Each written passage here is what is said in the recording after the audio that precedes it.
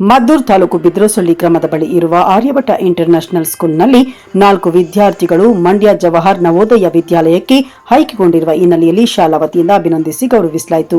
ನವೋದಯ ವಿದ್ಯಾಲಯ ಪ್ರವೇಶ ಪರೀಕ್ಷೆಯಲ್ಲಿ ಜಿಲ್ಲೆಗೆ ಪ್ರಥಮ ಸ್ಥಾನ ಪಡೆದಿರುವ ರೋಹಿತ್ ಕೆ ಗೌಡ, 3ನೇ ರ್ಯಾಂಕ್ ಪಡೆದಿರುವ ಕೆಎಸ್ ರಿಧನ್ಯ, 69ನೇ ರ್ಯಾಂಕ್ ಪಡೆದಿರುವ ಎಎಂ ಅಮೂಲ್ಯ ಮತ್ತು 73ನೇ ರ್ಯಾಂಕ್ ಪಡೆದಿರುವ ಜಿಆರ್ವಿ ಮಲ್ಲೇಶ್ ಆಯ್ಕೆಗೊಂಡ ವಿದ್ಯಾರ್ಥಿಗಳು.